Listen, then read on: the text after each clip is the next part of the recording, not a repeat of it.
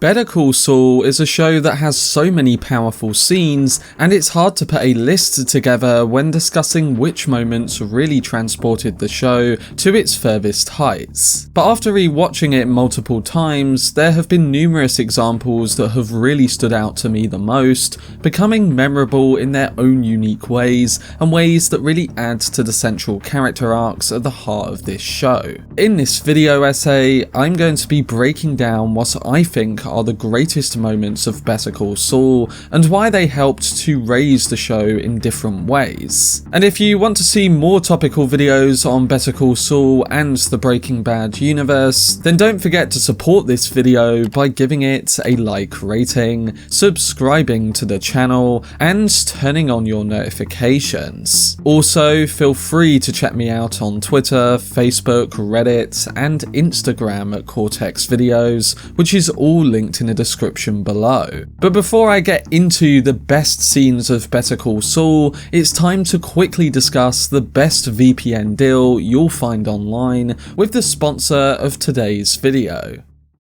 Atlas VPN. Developed by IT and cybersecurity specialists, Atlas VPN makes the internet accessible and provides security for everyone. And they are providing the best VPN deal in the market right now with a huge discount on their services, meaning that you can enjoy the most affordable online protection for 3 years for just $1.99 a month, and it includes a 30-day money-back guarantee. Atlas VPN is a digital tool that encrypts your data and hides your location whenever you're surfing the web. When you connect to the Atlas VPN servers, both your IP address and DNS are hidden, meaning that your information is safe. With Atlas VPN, you can search the web with real and organic search results and do so with total privacy. And using Atlas is also incredibly easy. Having used it myself, the interface is simple to get around with a ton of great features, such as a data breach monitor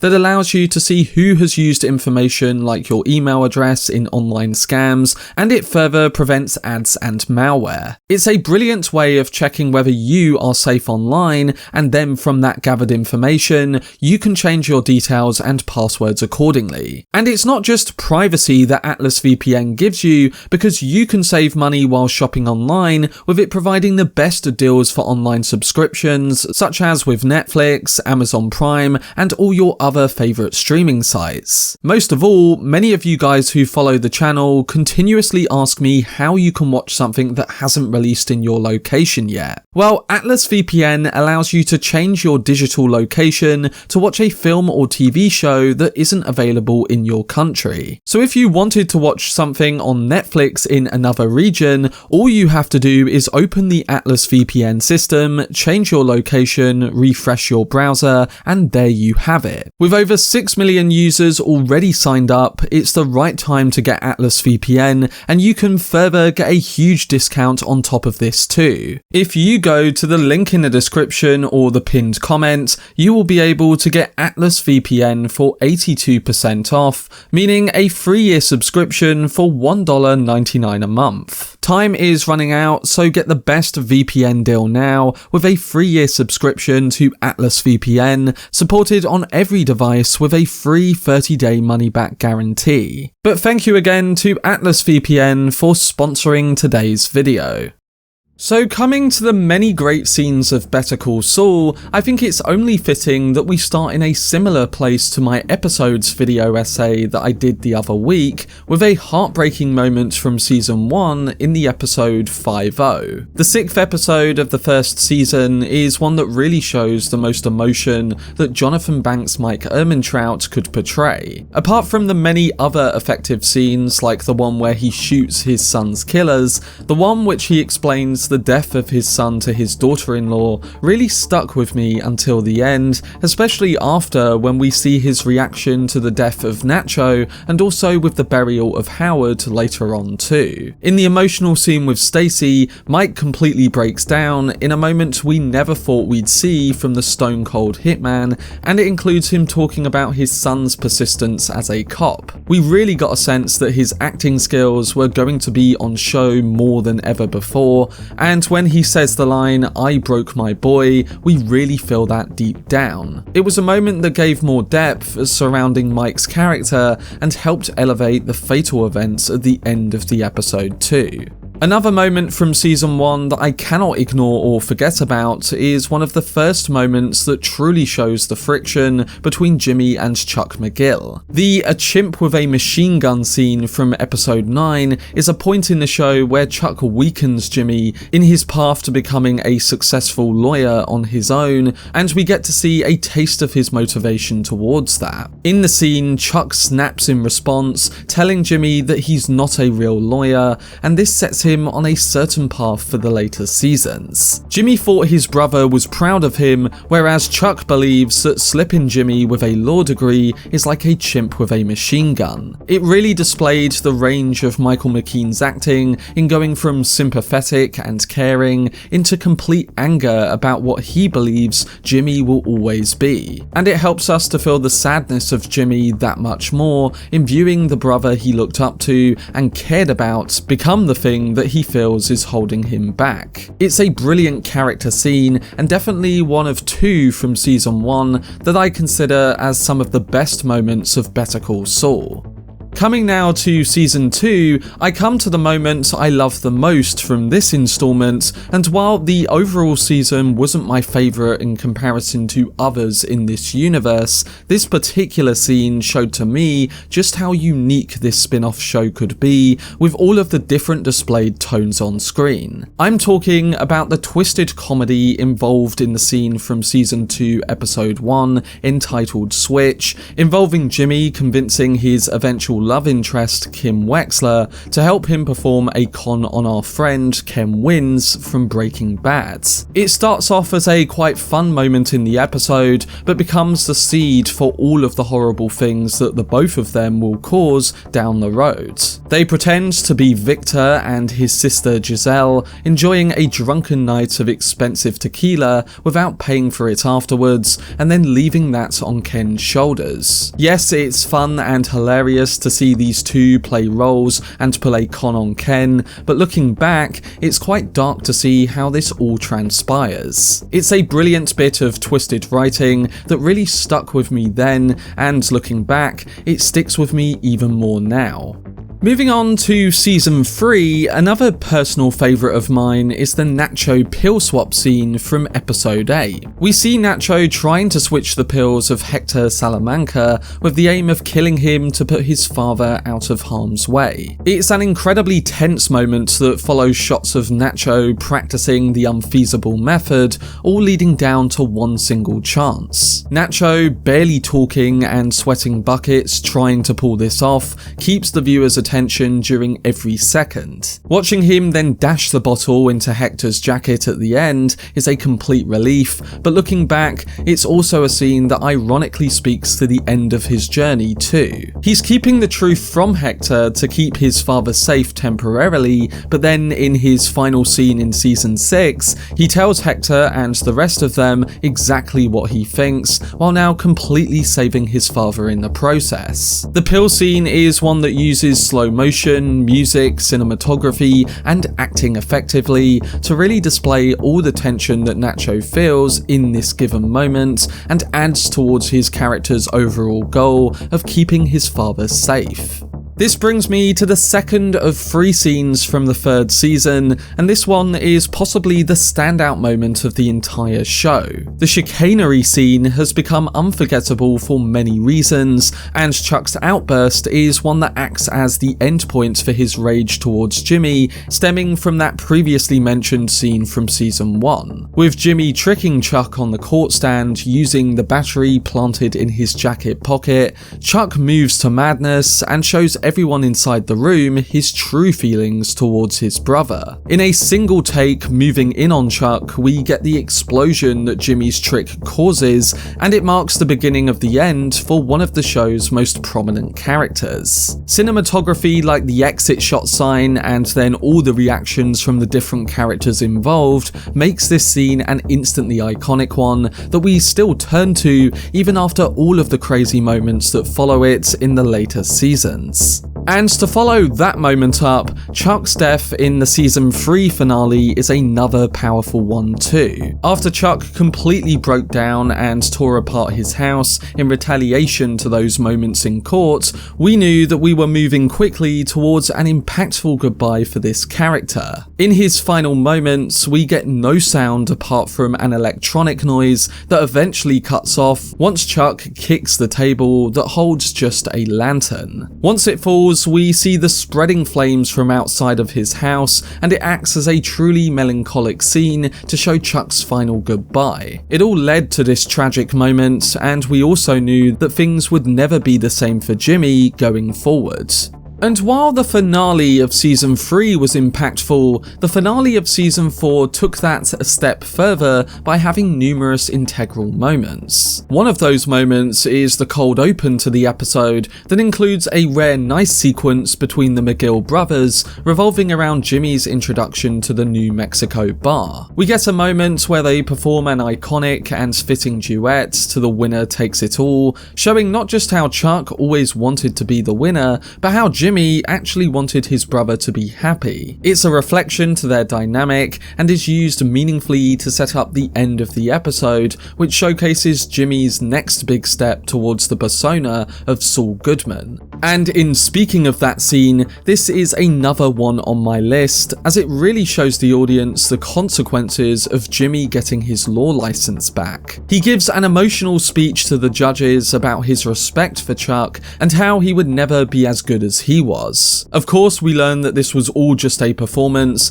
and the moments that follow with Kim soon after make that completely clear. After Jimmy asks the secretary at the courthouse for a form that would allow him to practice law under another name, he leaves Kim visibly shocked by turning to her and saying, "It's all good, man." And the other scene from Winner that deserves a mention here too is the one where Mike has to kill Werner. It's a moment that totally reflected Mike's half-measures speech to Walter back in Breaking Bad, and in that long amazing piece of cinematography before he pulls the trigger, we're again given a more sanded version of the hitman we thought we knew. He doesn't want to kill Werner, and this makes it even harder for him when hearing Werner's constant appeals for his own life. It's just yet another moment that expands on Mike's character, and seeing what follows come the end, like when he's visibly exhausted by the undeserving deaths of flawed people who are good at heart, makes this a big stepping stone for the evolution of Mike's character.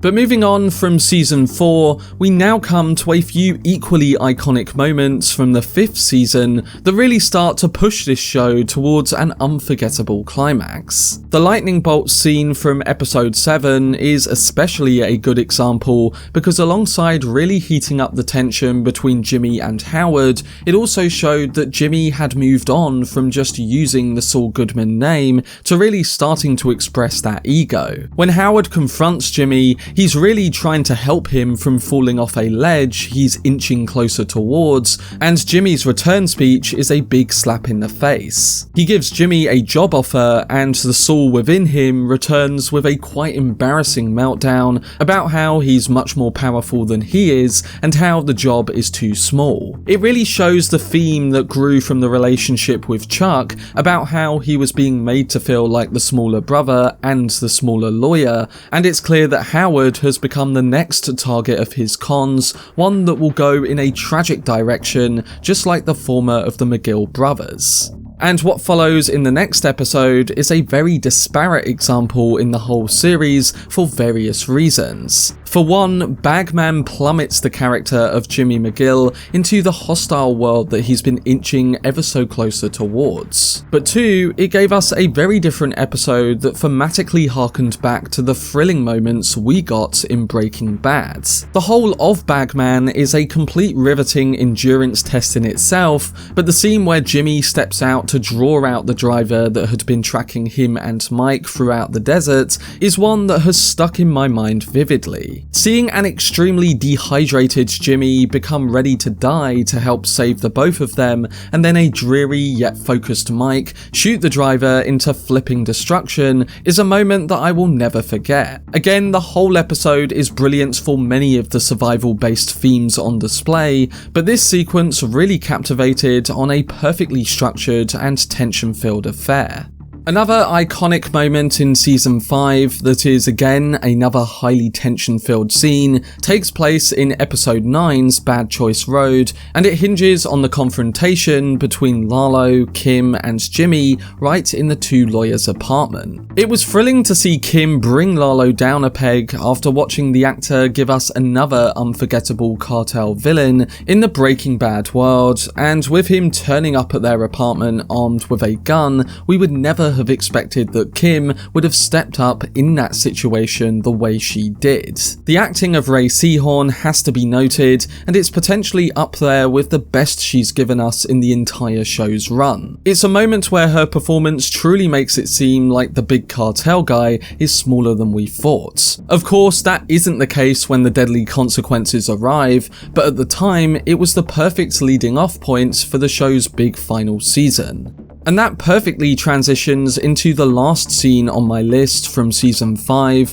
which is the one where Kim temporarily breaks bad. This is a moment that truly sets in motion the plan to destroy Howard's career, and one that in a reverse to the finale of Season 4, leaves Jimmy as the shocked one this time around. When Jimmy questions whether Kim would be okay with going all that way to ruin Howard's reputation for a $2 million payday, Kim replies with "wouldn't I?"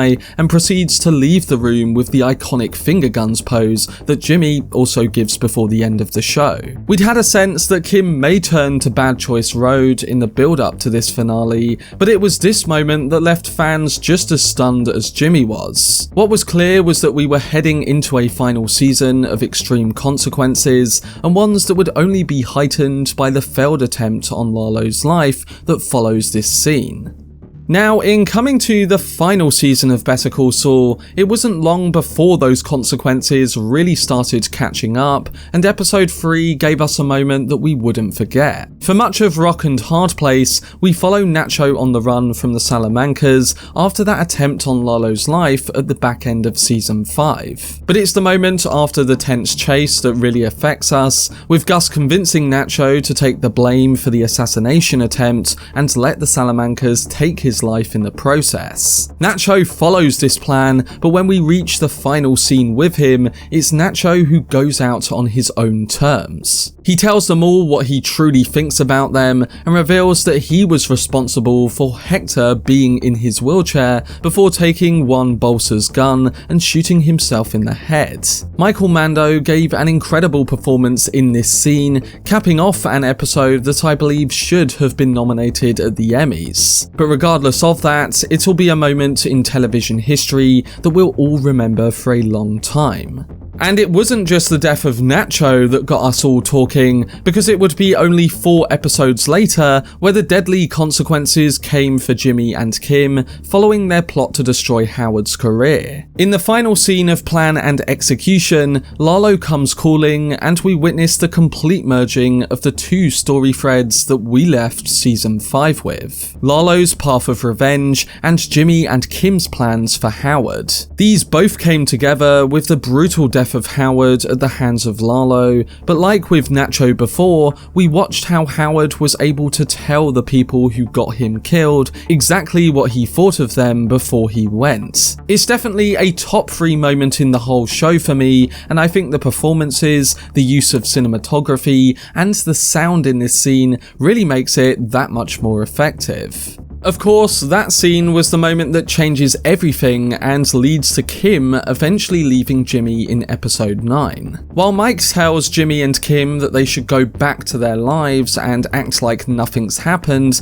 we know that this just can't happen. The moment where Kim walks out on Jimmy is the signal that she will be going on a path of changing for the better. She feels responsible for Howard's death and realizes that her and Jimmy are bad for each other because they hurt everyone around them. But it also completely breaks Jimmy and is the last step in the path of him becoming the Saul Goodman we know from Breaking Bad. It's a heartbreaking scene, one which shows that Kim has the capacity to do the right thing, but it further sets up the moral questions surrounding Jimmy's character that even go beyond the events of Breaking Bad.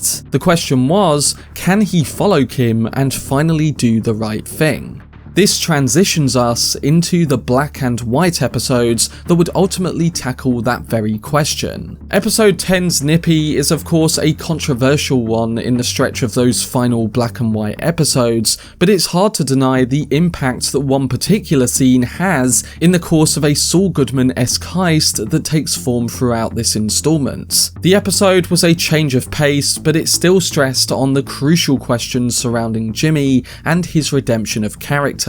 The character study of Gene comes to a head in the moment where he tells the security guard that he has no one, and mentions his brother's death, his wife leaving him, and the real consequences of his past life. Sure, this was used as a distraction, but ultimately, what he says is true to what really went down, and it showed the underlying sadness he truly feels. It's one of my favourite scenes from the second half of season 6, and it was here that Bob Odenkirk really delivers in his performance, making you question whether this was really a case of real or fake emotion. And speaking of emotion, I cannot end this video without mentioning the very heartbreaking scene surrounding Kim Wexler in the penultimate episode of the show. Waterworks portrays the true grief that Kim Wexler feels following everything that happened with Howard's death, and she takes it upon herself to own up to his wife and let the truth out. When she gets back on the bus to go to the airport, years of guilt come pouring out in a piece of acting that we will never forget. Kim's emotional breakdown scene is one that deserves an Emmy just by itself, and it's a dedicated moment like this that portrays just how much the showrunners are focused on characters and how individuals feel towards the things that have happened. It's a brilliant scene that again showcases the best of Ray Seahorn's abilities. Another scene from Waterworks that's truly unforgettable too is that moment where Saul Goodman is put on the run by the person he least expected. After Jeff brought his mother a laptop and she started watching YouTube videos, it wouldn't be long before Gene's recent actions made her stumble upon Saul's old commercials. After Jeff is arrested, Gene tells Marion that it will all be okay and comes to her house with the aim to pick her up and go help her son. But once he arrives, it's too late because Marion has already worked out that he is indeed the sleazebag lawyer from Albuquerque. It's a moment that has one of the best shots in the entire show, reflecting on one of the opening scenes in season 1, and both Odenkirk and Carol Burnett deliver great performances in an extremely tense scene. She ultimately reminds him of his sandpiper clients when saying that she trusted him, and it shows that below the monster of Saul, Jimmy's soul is still in there. He doesn't kill her and instead goes on the run, setting up a dramatic conclusion to this excellent show. And boy, did we get that in the finale, with an episode full of great moments that really wrap this story up in a perfect way. One of the two scenes that really stick out to me in this final episode is Saul's confession. The right way to end this show wouldn't be going out with explosive scenes like with that of the parent one, but instead ending it where it began, in a courtroom with Saul confessing to his sins and redeeming Jimmy McGill. He uses his testimony to confess to all of the bad things he's done, admitting to who he really is, and accepting an almost lifelong prison sentence to atone for his actions. And he also gets to do it right in front of Kim, who herself had been owning up to her previous actions too. Saul would either own up or go to prison a broken man, but instead we get the best of both.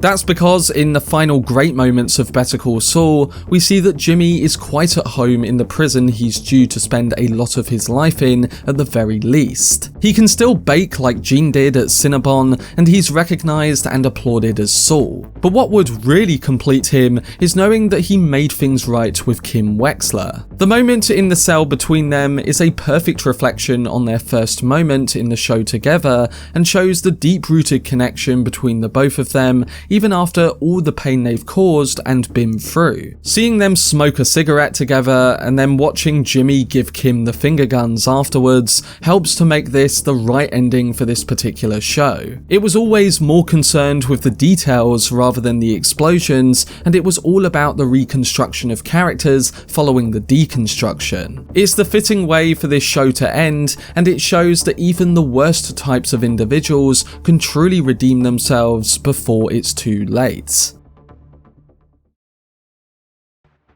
But that was my video essay on my favourite moments from Better Call Saul. There have been so many memorable scenes from this show, and like I found with my episodes video the other week, it's hard to not consider the many more unforgettable scenes that could be added to this list too. However, the moments I listed really impacted me in different ways the most, and I think they really raised the quality of the numerous iconic episodes throughout the seasons. But let me know down below in the comment section what you think the best scenes from Better Call Saul are, and how these examples elevated the show's storyline and central characters.